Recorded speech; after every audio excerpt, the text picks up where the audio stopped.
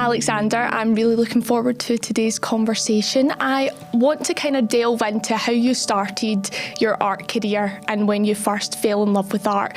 So take me back to the first moment that you seen art and how you felt when you first saw it. It was probably right back at the beginning at school, in Ellen, where I was raised, primary school. I had an art teacher called Mr. Conley, who showed me some techniques and art and colours. It was the only thing I really fell in love with. I was never into maths, English or anything else. It was the art career that inspired me, the textures, colours, images. So as I developed through education, my father also was a painter and decorator, so he kind of showed me how to do signage, and how to mix colours, how to use different techniques like cross-hatching, for example, how to use oils, acrylics, watercolour. So I really fell in love with it, and to see my father's paintings when I was young, it was an inspiration for myself as well. So I think it was just following your father's footsteps, basically. And was there a specific moment that you knew it was the career for you?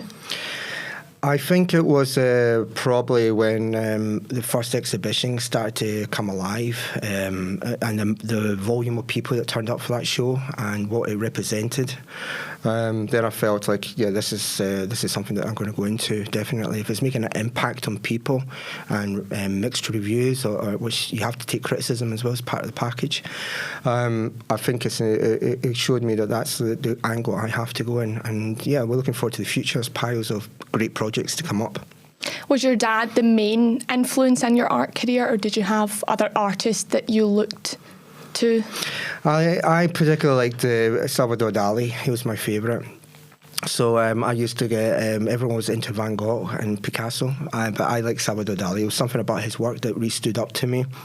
I think it was his diverse work that he had. And then my father obviously was very important to it, but then to see other artists as well develop, I was quite keen to plod along and see where I would end up in the art world. How would you describe your style as an artist? How long does it take to find your feet? Is that something that comes with time, with experience, or is that something that you knew straight away what type of art you wanted to create?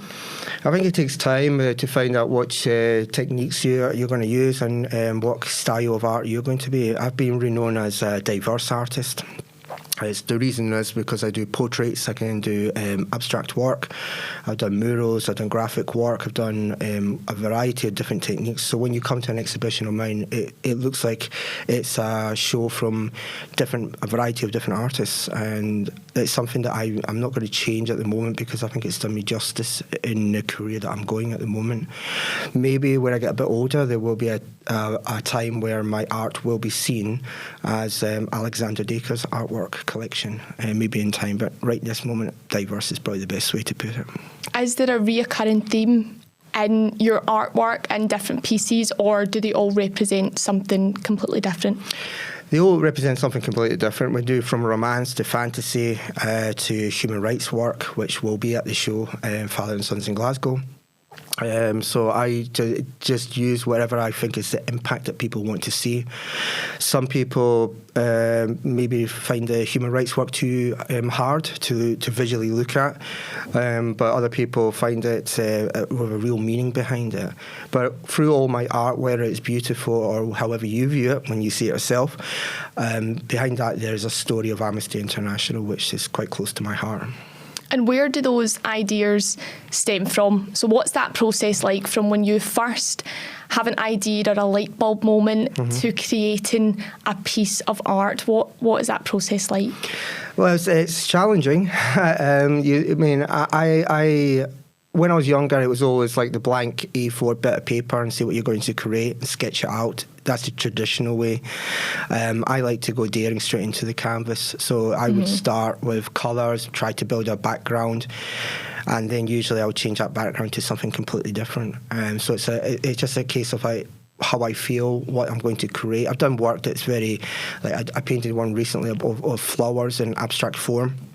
But it wasn't originally going to be that. It was originally going to be mountains and a sunset. So I changed the whole diverse of the painting. Does that often happen? Yeah, it does actually. It's like my biggest critic's probably my partner. Basha Gowden, she'll be watching this obviously. She's my biggest critic into my art world, and it kind of changes what Keeps you in check. Yeah, it does keep me intact, yeah. Yeah. And how do you handle creative blocks then if something changes whilst you're working on a piece of art, or if you've finished a project and you're looking to move on to the next thing and you have a little bit of a block? Yeah. How do you handle that? I think the best way is like in any job, you take a step back and you think about it, and you have a coffee or you have a glass of wine if you're going to, and really think about what your next steps are. Sometimes I work on art and I'm working on 2 or 3 different paintings, for example, and I will go back to the first one because I know what I'm planning to do, but then I've just not got it right, so I'll move on to something different, and then I switch them around, and it's kind of a crazy way that I work. It's not the normal traditional way that probably artists are taught at school. I certainly wasn't taught that way in Glasgow School of Art, but then again I think art is about being yourself, and that's I was at the Glasgow School of Art recently meeting some art students during this time, and I was telling them how I work, and they were thinking, wow, that's a little bit different, but I think you've got to be yourself through art. It's your design, it's your painting, it's something you want to do. It's not the traditional routine. For example, I use oils and acrylic paints together, for example. That is not normal in the art world. It's really something that I like to do, and it does work.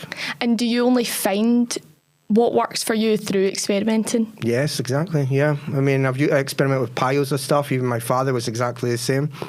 If you look at the great artists of the past, like Van Gogh, for example, they created their own colours through powder, or made all the basic colours like red, yellow and green, while we take it for granted by using it already is set ready for us to, as artists, to continue to go straight away. So I think it's interesting to use a variety of different work. For example, one of the paintings I did, an older painting at that will be the Glasgow show, was done in soil, etc. So I did it in soil and mixed it within colours. It's got this kind of nice texture to it. So that's an example of some madness that comes through the work. And do you, once you find what works for you as an artist, do you hold on to that and run with that, and that's how you create your art, or do you continue to experiment even if things don't slightly work the right way? Do you keep continuing to find your feet and find what other things you can try? Yeah, I think it's a case of step 1, 2, and face like any other job. But even like this interview, you might change your questions to different questions. It's like it depends how the tone is going or how your atmosphere is around you. Reaction. I mean, usually my routine is usually I play some music, something relaxing. If I'm in a crazy mood, I put some hardcore rock and roll music on or something crazy like that. Just to get me in the mood and how I feel. And it's also got to do with the weather. If I'm painting outside in the balcony, for example, and I see the birds tweaking in the background, then I'm very relaxed. So it depends how your mood is inside. What is your main goal? What's the one thing you want to achieve through your art? I think it's to make a legacy, to make that people will remember in the future, my brand and what I'm doing, what it represents, all the good work it has done. We've saved many people's lives through my work that we've never met in our entire career. But that's where my legacy is going. That's the angle I want to go. It's not about making money for myself, etc. As the great artists of the past, they usually make the money when they're dead and they die. Like Van Gogh was an example. He never made a penny in his life, and his work is worth millions of pounds right now. So talking of Amnesty International, you dedicated a lot of your work and a lot of your pieces hang in the London head office and also in Chile. What influence have Amnesty International had on your life, but also your family's life? Well, it's an interesting story how we got involved in Amnesty. I mean, as a young kid, I was forced with the little tins. I had this conversation yesterday I met Amnesty last night in Glasgow. But we had these little tins as children collecting money. We didn't understand what we were doing, but my mother forced me into it. The reason was, the story behind it, is that my mother was born in Chile. And in 1973, there was a Chilean coup which Augusto Pinochet was involved in. And through that, thousands of people lost their life through dictatorship. My grandfather worked with a gentleman called Salvador Allende, who was the leader of Chile at that time, who was assassinated. And then because he worked with Salvador Allende, my grandfather, Leopoldo Osorio is his name, he was imprisoned like Nelson Mandela for life. And then Amnesty International got involved in it, and in 2 years he was released. So when I look back at the amount of people they saved at that time and actually pushed them from Chile into Scotland, that's where I think it's very important in my family tree that we know the real work that Amnesty International do and the good work that they can do. Is that something that continues to drive you in your career? Is that something that is the reason why you want to dedicate so much work to helping other people? Yeah, I've got a good heart. I'm quite soft-hearted. I never really look at myself financially. I always feel like I've got another job. I work in a restaurant, for example, that I've got enough money to survive and get through it. But when I look at other situations like children in Africa or what's going on in Ukraine and Russia at the moment and other events, I find it very sad to see that it's the innocent families that are suffering, and that's not correct. So if we can do a little bit to help someone, I think it's terrific. Yeah. And I'm very proud of the work that we've done. Amnesty were really happy to see us last night in Glasgow, so they're excited about the production as well. And I've met political prisoners. I've helped Julia's House as well, Dorset Blind. I've done a lot of big charities through work. Julia's House is a children's hospice.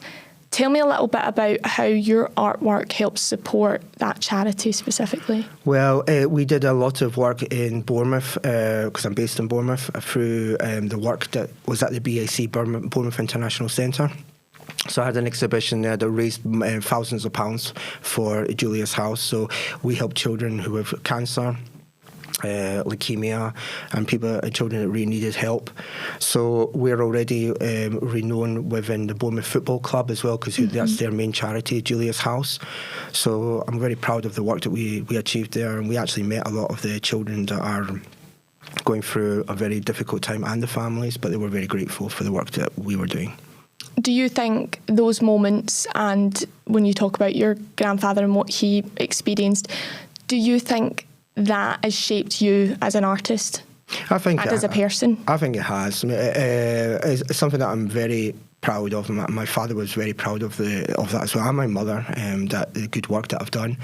I think it's I think when you see that your work makes an impact and people love your work and they think, oh, you're just a normal artist making money for yourself and you're driving a Ferrari and stuff like that, that's not reality.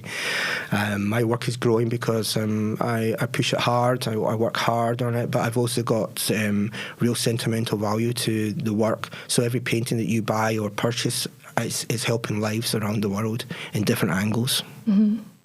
Speaking of that, you are working on a special project right now, I know of.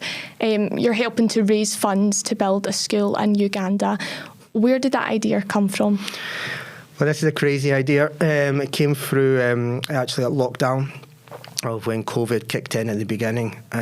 We were all locked down, isolated in our homes, as everyone knows. So we decided to do live stream art. And then through there, I started to do a show called Coco and Alec, which was for the children and the families who wanted their children to have something fun to look at and learn about art. So it's a little bit wacky, a bit like Art Attack. Have you ever watched that? Yeah, I remember that as a kid. So Coco and Alec was very similar to that, a bit madness, but there was an educational class in there. So we got thousands and thousands of views. Then they had schools in Uganda that wanted help through the production, and we chose selective of one school that we were going to help, and through that at that time we donated thousands of pounds for their Christmas time. They had all the presents, so it was really nice to see the video of them achieving all the presents from the donations that we had got. We had a GoFund page, which we are £2,000 short of building the entire school, and that's about a 3-year project that's been. So yeah, I mean, I'm very proud of that. My missus is really extremely proud of that. I mean, she's the driving force behind that one. I just paint. And what will the school help provide to these kids? The interesting thing is going to provide, first of all, education, and then an opportunity for them. So we'll help 30 children, or orphanage children in Uganda. So they will get education, they will have areas where they can sleep and develop their careers. Obviously, they'll be fed as well. clean water, the very basics that we take for granted. And then they will, when they become older, they'll be moved over to United Kingdom or America, wherever they plan to go. Maybe they'll be sitting in a chair like this one day, or maybe they'll have an opportunity in life that they would have never had before. And then when they move on, another batch will come into there. So it'll be a constant project that will help thousands of people within time. 10 years from now, that project would have had a lot of different children who developed into adults and moved on with their life. And I think that's not just Xander Artwork gets the credit, it's all the donations around the world that get the credit for that amazing stance they've done to make sure a school gets built. You personally donated money, I understand, to a child to help change their life. Talk to me about that, the child, and how art played a part in your relationship. Well, that was when, in the beginning, when I started, before Amnesty really kicked in through my first exhibition, I was supporting Oxfam as well. So I was donating to one child because I was a student at art school. I felt sorry for them, and I actually got to know them very well. And so I decided to donate a lot of money through basic jobs that I had, like working in a bar. And then I sold some art on the side, like randomly without a license. I was just a normal freelance artist, basically. But a lot of people around Glasgow at that time will buy my work, which is probably worth a little bit more now to them. Yeah. They'll be glad if they've held on to it. They'll be glad. Oh, I know that. I know one or two of them are really happy. But then the bottom line was that we supported this child, and then he developed, and he's now based in London, and he's doing very well. I wasn't allowed to get all the details because of Data Protection Act. However, I know that it saved someone's life, and that person's very grateful. And it was an amazing story. But now to do it to a larger scale is even better. Is that what was a driving force? So being able to see how that child's life has ended up now, and the opportunities and experience that they've had now, is that what you want to see continue? I would love to see it continue. I mean, I think it will always continue. It's just the way that my nature and inside my bloodstream, how it is. I think it's all the good work that my mother put in there to develop me correctly into the right ideas. If we're having this conversation like 10 years from now and schools are built up and children are developing, moving on, then it's a terrific achievement through the whole network stream that I work with. It's not just, as I said, it's not just Xander Artwork, that's just the artist and the brand, but it does represent a lot. So that's definitely the goal that we're aiming for. And we spoke about your father at the beginning, and we'll touch on him again at the end. But talk to me about your mum and what influence your mum had in your life as a whole and also in your work. My mum's a very strong woman. She went through a lot as a child, obviously what happened in Chile. She educated me very well. She taught me the basics in life, how to show a lot of love and show a helping hand to a lot of people. I think my mum was a massive influence. It's obviously not the artistic side, that's just something I developed, but she developed me as the person that I am today, 100%. I think it's more that credit goes to my mother, the heart, etc. My dad was a little bit different. It was a little bit old school in certain things. I think that was just the generation that we were all brought up in. But my mum was always there and educating me and nurturing me and teaching me very basic things of life and making sure that I had a good heart and would use it wisely at the same time.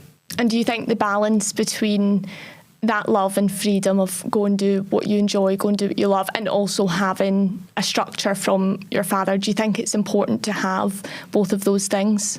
100%. I think any child would, once the parents are very important to them. I think it's, even if you're talking about things like divorce, for example, they still need the parents, they still need the structure for development. A child always needs their mother, will always need their father at some point.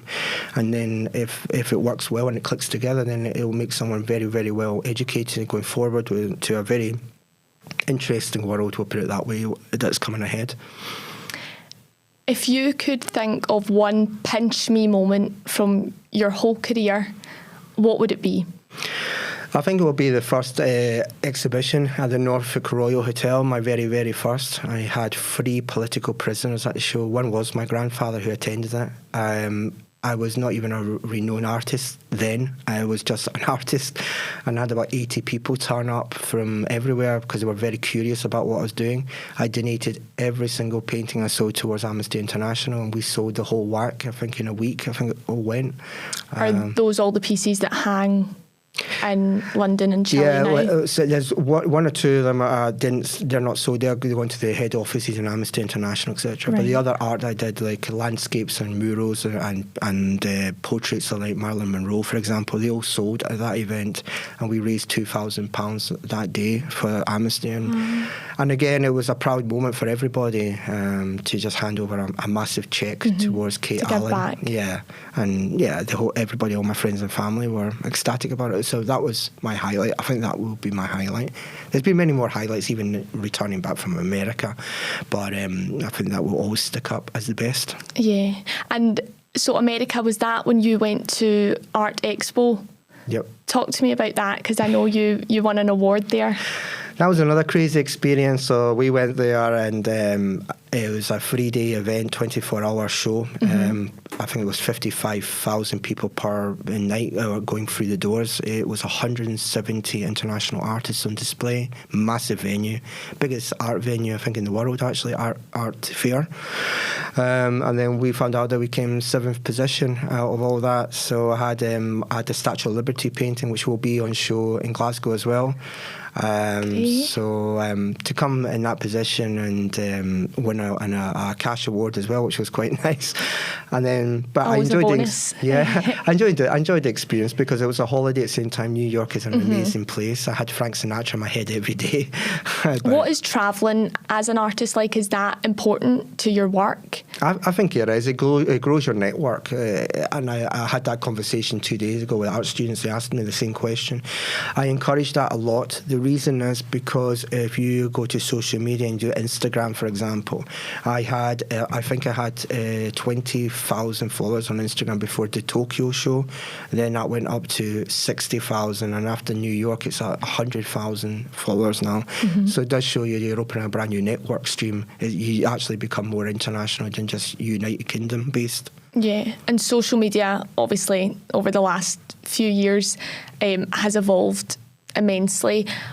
What kind of impact has it had on the art world and also on your platform as an artist? How does it help? It does help because you reach out. I think, I'm very old school. I'm not into social media so much, but I have to use it. It's a toolbox you have to use. It's a must now, isn't it? You don't have a choice. I'm very old school, but I've had to learn the hard way. 100,000's quite good for being old school. No, it's not bad. I'll take that. But it's just, I think it's really important. You got to share it. You got to make connections.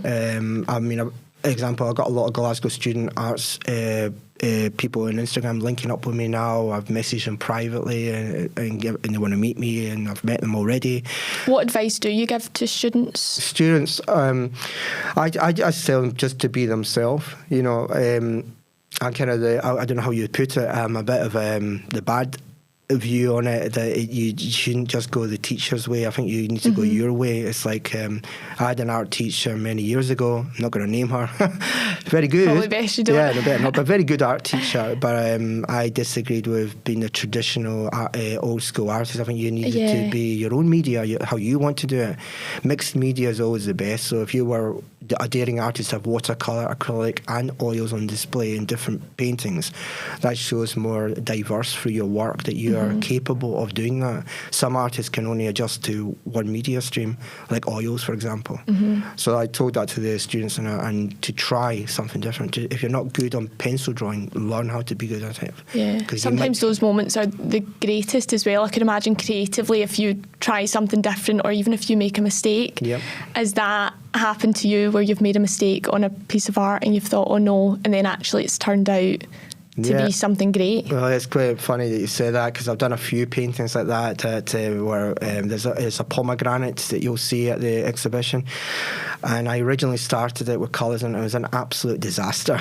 It was not working for me, and I was that close to just binning it.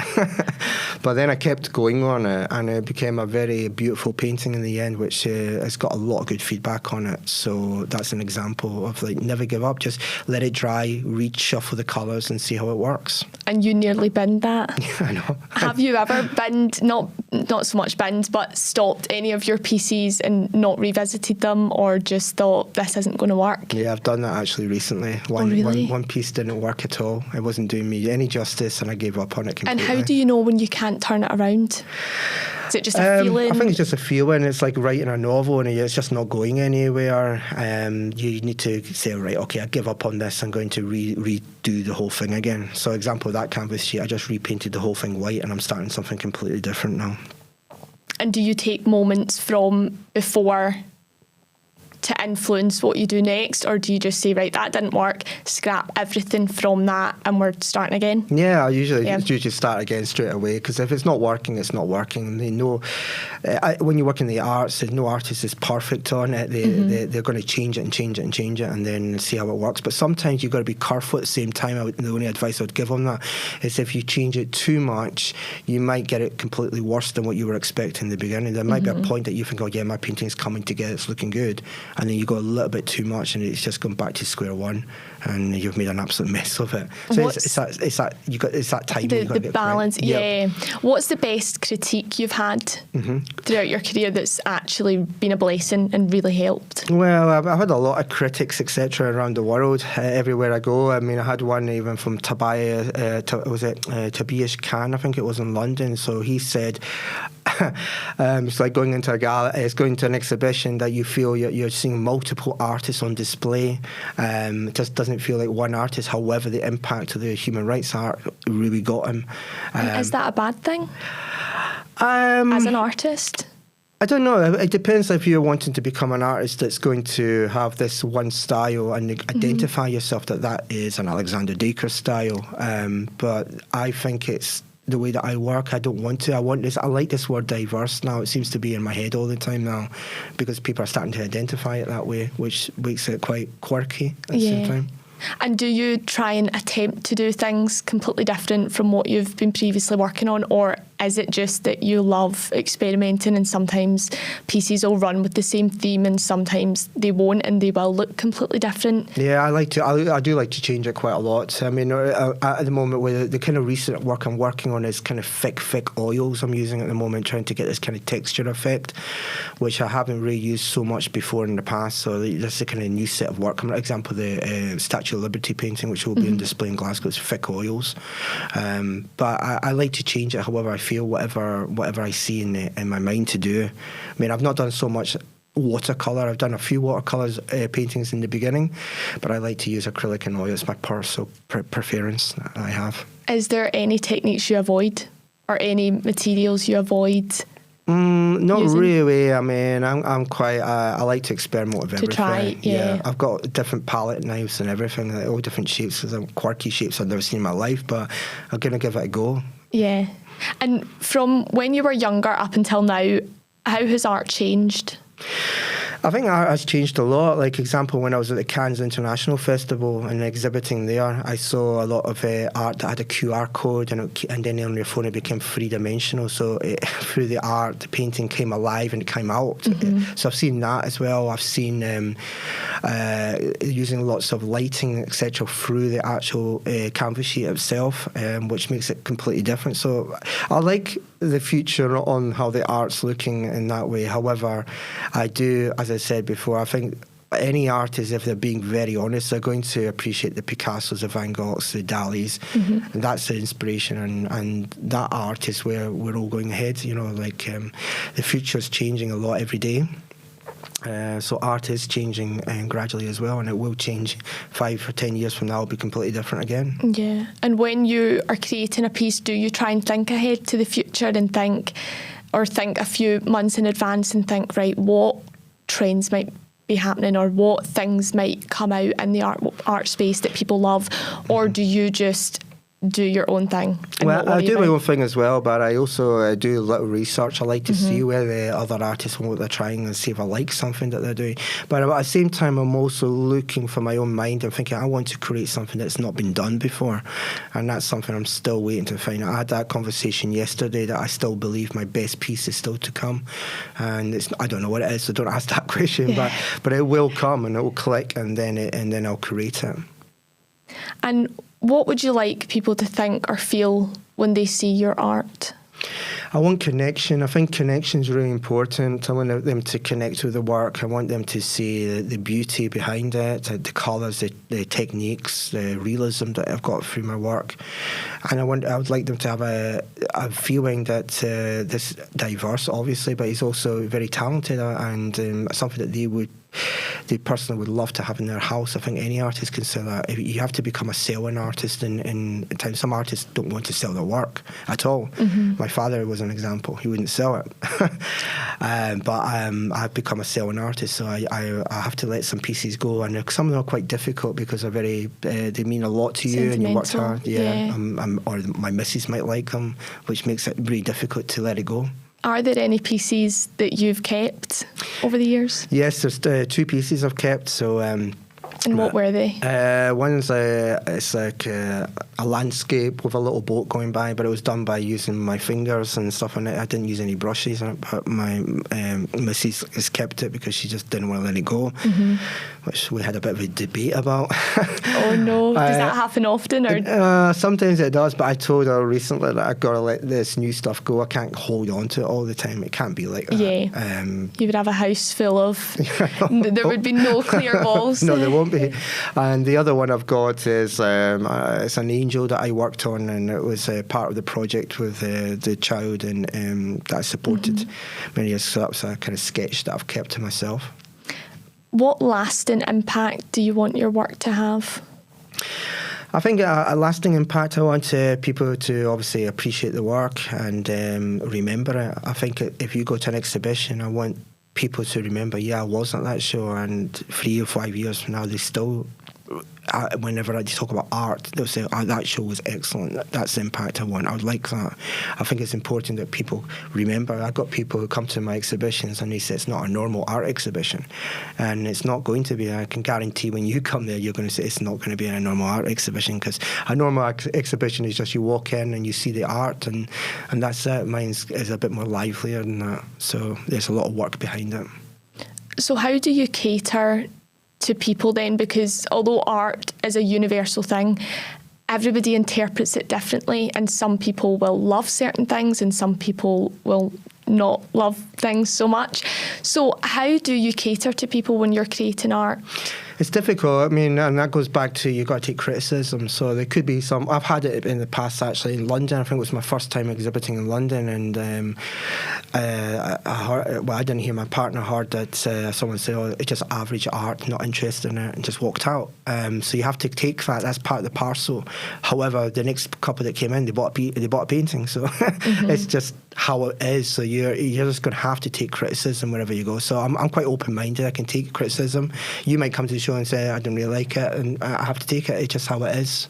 But at the same time, I feel like whenever you go to any art exhibition, when I go to art exhibitions, even students I've been to, you need to understand that it's their vision of how they see the world, and they have spent time on that. So that's the most important thing. You can't demotivate some people and say that they're not good when they might take it completely different. Like with me, I'm quite hard-headed in there, so I can take it, I can take the criticism, but some artists can't, and that's where it gets more delicate and more political. Have you always been able to take criticism well, or is that something that you've had to learn to deal with? I think I've actually dealt with that topic. I've dealt with quite well. Even my father was quite critical of my work in the beginning and pushing me harder. So I think if your old man is telling you that this isn't good enough, you can do better, then at a very young age you're moulded correctly that you can enter an art world and you can take it. So I'm quite lucky. Do you think that was the best thing that could have happened for you to 100%, to set you up for that career and that level of criticism? Yeah, definitely. And talk me through the Father and Sons exhibition that you have coming up in Glasgow. So Father and Sons was originally in London. We did it in London, in the Spatial Gallery in London. It's dedication to my late father who passed away just after COVID.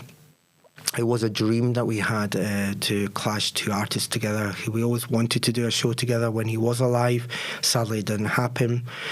But I feel when he passed away, everybody was worrying about the house and the flat that I had and the heritage money. I just took the art. That was all I was interested in, because for me, that was the most powerful thing I could take. So I kept that all together, contained it very well, and now I brought the show Father and Sons, which was in London, which did really well, and it hit a lot of people who have been through loss in their life as well. It's not just about me and my dad; it's just our journey. It resonates with so many people. Exactly, and that's why I created this Father and Sons project, and it's quite interesting because now we're coming to Glasgow to do it. I've already been asked to try to bring it to United States, that project as well. So it has opened a few doors. Which I'm quite proud of, because at the same time I'm showing my dad's work, which I really like personally. And again, he's quite a diverse artist, but it's nice to see two different artists clash together, and it's sentimental, very sentimental show. So I will see the exhibition. I'm really looking forward to it when it comes to Glasgow. Try and talk me through and visualise what sort of pieces I can expect to see, or what feeling you want to give me when I see them. I think you're going to have an impact of colour. Everybody thinks Father and Sons could be depressing, etc. It's not really. I've got a lot of work there that's full of colour, very bright. And then there's but then you got the wonderful colours of landscapes or images, and then suddenly you get hit with human rights art, and then it's very graphic and very detailed, of realism of what's happened, and then you have another impact of the Father and Sons connection where my father did some paintings which I implemented in my style. So I kind of used what he created and I made it my way. So you have the beauty of the two clashes like that as well. Oh, great. So it's not that it'll just be completely different pieces. We'll be able to see a sort of hand in hand. Oh, you'll see one that I'm very proud of. My father did this beautiful painting. It's very small, very beautiful painting of a boat in the distance and mountains behind it, and I replicated it in the other angle, the same boat in a bigger scale, and it kind of works really well together. So that's one example. And are moments like that, does that come to you straight away, or do you have to look at all of these pieces and have a think and go through your research process, or is that something that came to you straight away, that you looked at that painting and thought, I know exactly how I want to match this? Yeah, I think it's the latter, what you said there. Actually, when I looked at it, I said, right, I know exactly how I'm going to change this, how I would change this painting. And there's a really nice one that I'm very proud of, that he did an amazing painting of this, just a boat in the ocean, because he was really into the ocean, for example. And I did my version of it, but I did it with a couple from each angle, and then a child at the bottom, and then his painting right behind it as if it was a background, and it stands out really well. So that's quite impact painting, and a lot of people like that so much. So that one I'm very proud of. I'm also proud of the one that is called Farewell Dad, which is my young brother James throwing our father's ashes into the ocean in Sagunto in Spain, where my family were based. And it was the last visual that I had of such a hard, sad moment. But that painting represents thousands of stories. When you look at it, it could represent a totally different story, not just what happened to our family. So that impact called Farewell Dad has done me real good justice, especially in London, and I'm waiting to see what Glasgow thinks of it. Yeah, because people can relate, they can see their experience through your painting. Yeah, they can, yeah. And is that what you strive for a lot of the time, is for people to have their own version of events? Yeah, I do. I want people through certain paintings that will be, like example, Farewell Dad, when you see it, I would like your story, what you see through that story. The real story is my young brother throwing the ashes into the ocean, but it's the back of my brother. It's actually, I think it's on the poster design of Father and Sons. That's my painting. So, but you'll see it for how it looks visually. It's completely different. It changes colours when you're close to it, depending on the lighting, obviously. But that story has got 1,000 words in it. Yeah. And how similar are you and your dad in terms of the artwork you create and the techniques you use, and then also how do you differ? Oh, that's a good question. I think, again, we're very diverse. That's one thing we're definitely very similar. I think my dad was more lighter colours, and that's one thing I will say, because I looked at a lot of his work and it's very light. I go sometimes really dark and thick colours. My dad didn't use so much oil paintings. He's only got one or two. I use a lot of oil paintings because it's my preference. He used acrylics, and I think he liked a lot more of the ocean and the sea, and I haven't done so much of that, but because of Father and Sons, I've started to do that, to make a kind of impact of something very similar to what he had. What lessons did he teach you in life that you'll hold on to and that you'll take forward in your work that you produce now?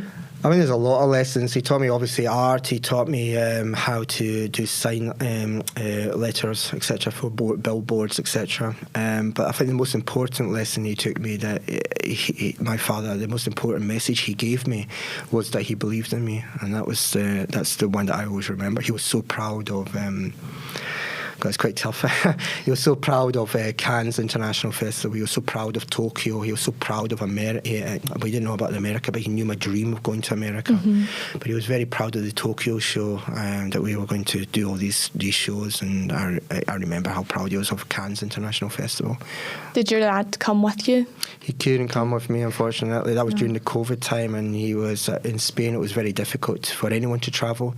Luckily, we were able to travel at that time. Did he achieve his dreams as an artist? I don't think my dad really had the dreams to have his work on an exhibition. I think he achieved his dreams to have children, a family. I think those dreams he definitely ticked off, and that's what he wanted all his life.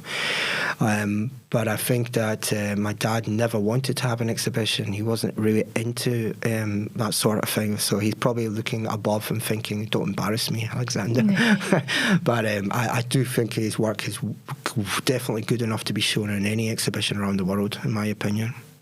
And travelling around the world and going to so many different exhibitions, what is one that really holds a special place for you?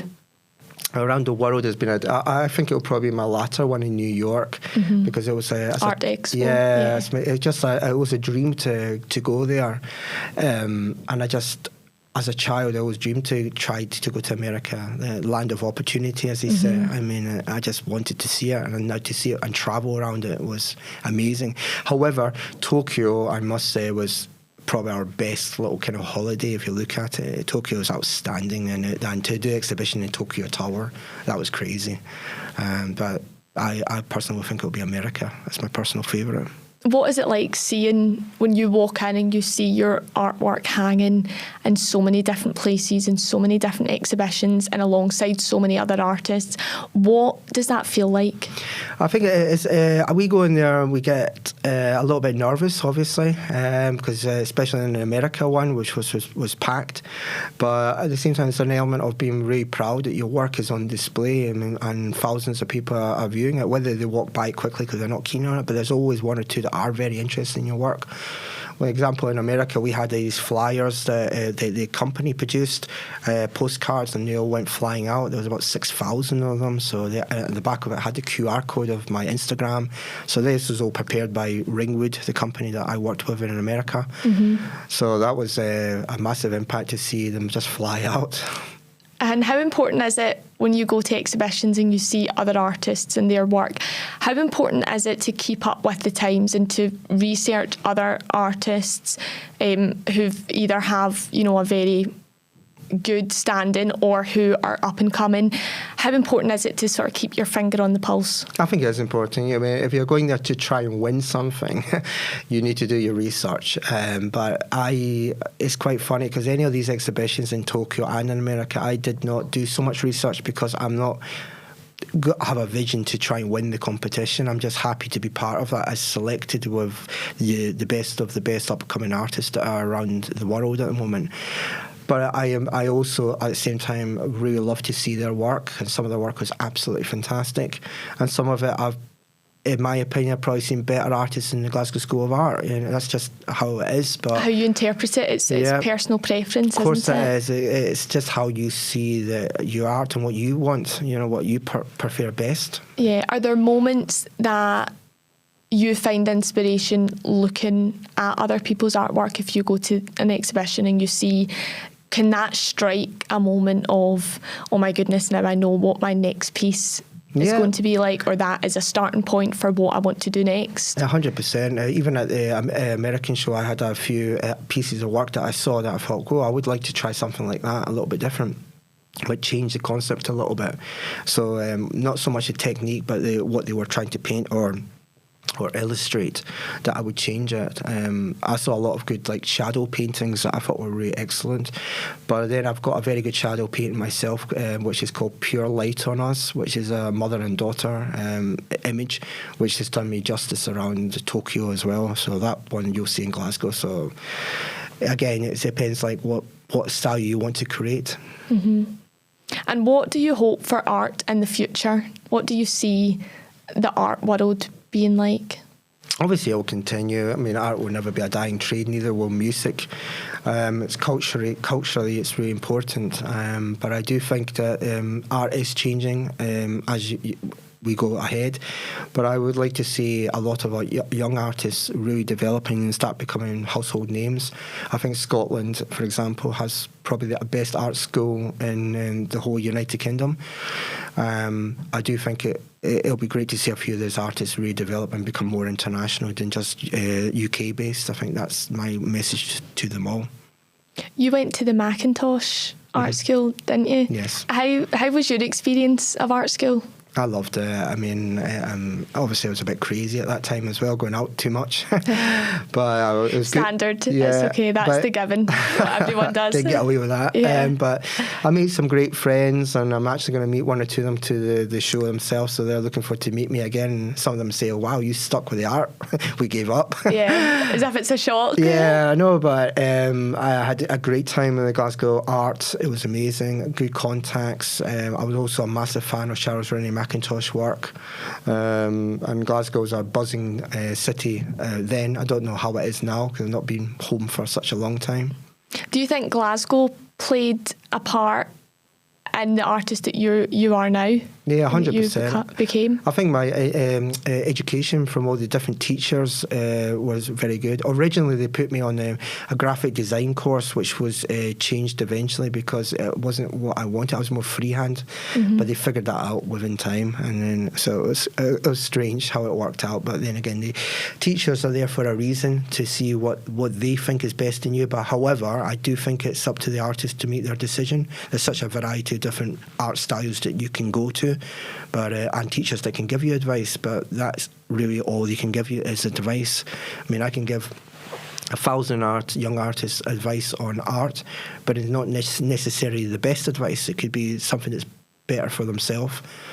So is that what you did? Did you filter through, okay, I'm going to take that piece of information and that I don't think will help me, so I'm going to leave that? Yeah. And is that what kind of helps you find your feet? I think so. I totally agree. I think that was the best way was. And then obviously I was talking to my dad about, I was taught less than that, and he was telling me something completely different.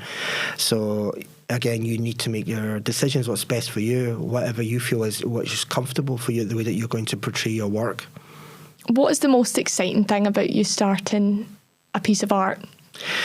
I think it's the idea that you don't know what is coming. I think it's like when you start a blank bit of canvas, you haven't got a clue, and then that's the exciting part. If I sketch something before, I know exactly what I'm going to create, but I like to start with just put a few colours on the canvas and then start working on something and then change it and make something, and make a beautiful painting out of nothing.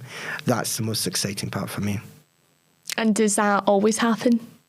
Do you always? 90% of the time, yes. 90% of the time. However, I've got a lot of portrait work that I'm working on as well, because people like portraits of their family, etc., commissioned work. So, I mean, you can't hide from that sort of thing, unfortunately. Would you say that a lot of your work, you like real life experiences to show on that canvas, or does it differ? It differs. Like a lot of the work you'll see at the show as well. Like I've got realism, I've got abstract work. I'm really starting to get more into abstract work personally now.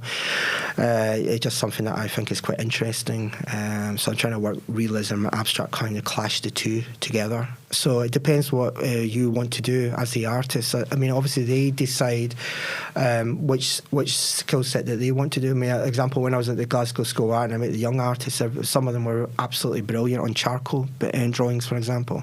But that's all I saw was charcoal drawing. Mm-hmm. Then I asked, have you done paints? And they were like, no. But I said, well, try. See, because you might really enjoy that as well. If you're that good at drawing, you could learn this with paints. So I think it's interesting to try all those different techniques that you've got. I mean, they're there for a reason. It doesn't necessarily mean you're going to be amazing at one thing, but if you're good at charcoal, then obviously you can stick to just charcoal if you prefer it. But if you've been driven just that way because of a teacher, for example, why not try something else and see if it works better for you? Did you know what worked best for you when you first started out? In the beginning, no. In the beginning, it was forced to do charcoal drawings and pencil drawings and constantly cross-hatching techniques and stuff like that. But then as the time went on, I started to be a little bit open-minded and try new experiments without the teacher's authorization. I just started to paint at home and doodle here and there and then see how it worked out. And then I decided that I'm going to try this and I actually enjoy this more than that. And then everyone was telling me, but you're better at that, your quality's better. But that's their opinion again. That's not the opinion that I had. So I think the way that I work is interesting, put it that way. But some people say, oh, you're better at portraits. I constantly get told I'm really good at portraits. And then some people tell me, oh, you should leave the abstract and just work on that. But then again, I get a different opinion from someone else. When do you know when to stick to your guns and say, no, this is what I want to do or what I want to create or the techniques I want to use? And when do you think it's best to take on those moments of advice? Yeah, I think it's like you just need to go with the flow, basically, and then see what's best for you. I think, again, criticism is really... it's hard for artists to accept criticism if they can't take it, but I would never give up. For me, it's just I enjoy different techniques. I enjoy painting. I could even say, I mean, I'm already getting visions around when I'm talking to yourself right now. So it's just how I see art, I see lighting, etc.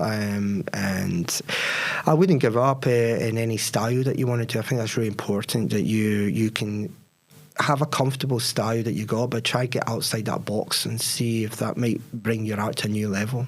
That was another conversation I had with another artist recently.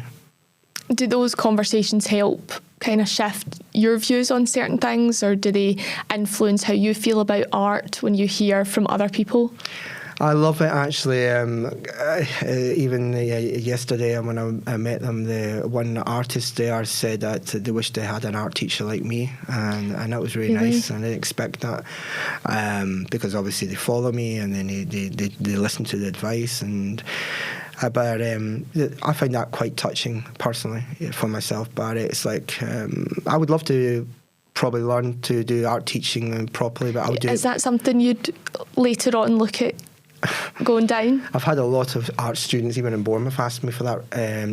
Recently. I would like to try it, but it would have to be my rules, my way, in any aspect that I would be teaching them differently than how modern approach. Yeah, exactly. Yeah.